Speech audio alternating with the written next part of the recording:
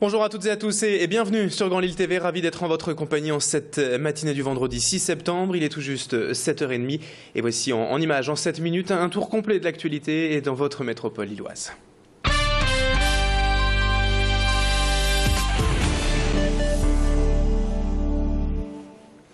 Et en ce vendredi matin, veille de week-end, on démarre tout d'abord cette édition avec une image insolite et qui devrait rendre jaloux tous ceux qui restent souvent coincés dans les embouteillages sur la route tous les jours. Car pour François-Xavier Mousquet, le trajet quotidien lui se passe sur l'eau, en bateau. Chaque jour, en effet, il part de Lille où il habite pour se rendre au parc Mosaïque à Houplain-en-Couanne où il travaille. Le trajet fluvial dure environ 45 minutes. C'est en moyenne plus long qu'en voiture, certes, mais c'est bien sûr beaucoup plus agréable. Ici, pas de bouchons ni de pollution. Seule la nature sauvage, parfois industrielle, déborde d'eux comme paysage. Et surtout la tranquillité d'un trajet simple et quotidien sans stress, le simple bonheur donc de naviguer sur l'eau pour aller travailler. François-Xavier Mousquet est le directeur du parc Mosaïque et il a surtout bien conscience d'être un privilégié. Valentin Boudet et Tanguy Lécluse l'ont suivi hier le long de son voyage. On l'écoute. C'est une région de canaux et on vit très peu avec le canal. En fait, il y a 30 ans, le canal était considéré comme un déversoir à ordures, un égout quasiment. C'est-à-dire que ce n'était pas un lieu dont on parlait comme un espace de qualité. Aujourd'hui, ça change complètement. Une des premières communes qui a vraiment joué le jeu du canal, c'est la commune de Vambrechy, avec un petit centre-ville complètement organisé autour de l'eau. Et la ville de Bourdin est un des autres exemples. Ce n'est pas le seul, mais c'est un exemple récent où on tire réellement parti du bord de l'eau.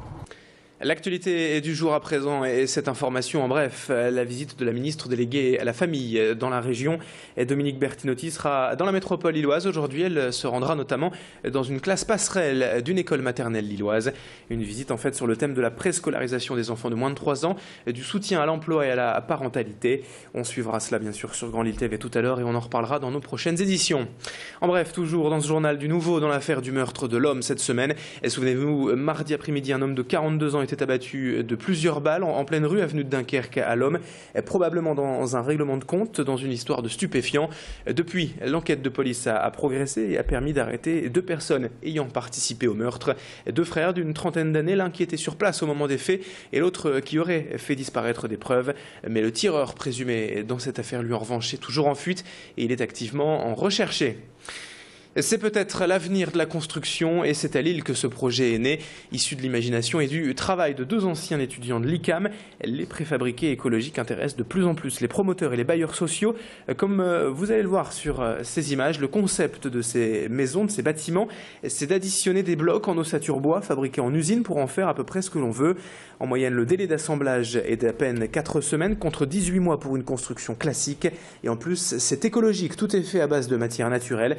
C'est presque aussi cher toutefois que les autres types de construction, mais c'est donc beaucoup plus rapide à construire et plus sain, surtout pour l'environnement. Des industriels se sont déjà associés au projet pour développer le concept. Et Tanguy Lécluse a rencontré ces 2 jeunes ingénieurs lillois. Présentation de ces préfabriqués du futur avec Grégoire Capel, directeur général de l'entreprise Smart Module Concept. Comme dans l'automobile, on va avoir un modèle de base qui donc aura toutes les qualités nécessaires aux réglementations et au mode de vie. Et ensuite, on va pouvoir y ajouter des options telles que un type de revêtement, de la façade extérieure, de l'isolation thermique et forcément des équipements tels que des équipements domotiques, l'électroménager, les modes de chauffage. On va pouvoir s'adapter quand même au projet par notre système.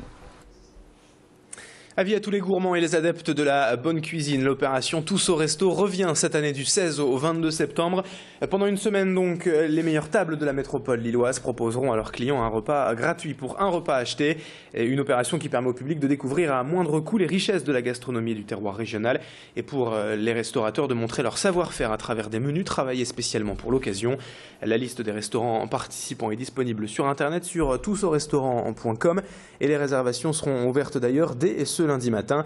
Et quelques mots sur cet événement avec Philippe Bello, chef de l'auberge du Forgeron à Seclin. C'est un peu la fête des mères tous les jours parce qu'on est complet midi et soir. On est obligé de bloquer le nombre de réservations. Il n'y aura pas de la place pour tout le monde, ça c'est certain. Et les clients sont super contents. Et en plus, c'est la seule opération qu'on fasse où les clients nous disent merci après.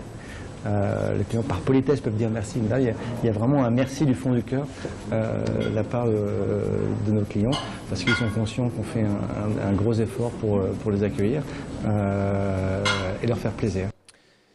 Enfin, vous avez sûrement déjà entendu parler de air guitar, vous le savez, ces pseudo-musiciens qui jouent sur scène pour faire semblant de jouer de la guitare. Il existe des compétitions et même un championnat du monde. Et lors de la dernière édition au mois d'août en Finlande, une nordiste a terminé 6e du concours mondial. Elle s'appelle Emmanuelle Stempniakowski, ou plutôt Miss Mississippi, c'est son nom de scène. Elle est originaire du Pas-de-Calais, mais elle concourt pour la Belgique. Alors même si le air guitar vous paraît un peu fou, cela demande quand même de l'entraînement et une vraie connaissance du milieu musical, notamment quand il faut jouer sur des morceaux imposé, malgré le côté décalé. Vous l'avez vu, ça bouge quand même pas mal sur scène, le air guitar. Et Mississippi insiste sur le côté sérieux de sa discipline et le message de paix porté par tous les pratiquants. Macha Grunessen l'a rencontré pour Grand Lille TV. Je décortique l'extrait parce que je ne suis pas guitariste. Il y a beaucoup de air guitaristes qui sont eux-mêmes musiciens ou guitaristes et qui ont beaucoup plus de facilité.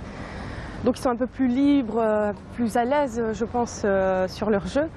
Là, j'avoue que c'est un petit travail en plus. Le fait de, donc c'est pas une activité qu'on fait comme ça à la légère. Au final, c'est quand même quelque chose qui paraît pas sérieux, mais qui est pris au sérieux, énormément pris au sérieux par les fédérations de chaque pays et aussi par le championnat du monde aussi. C'est très très sérieux pour eux.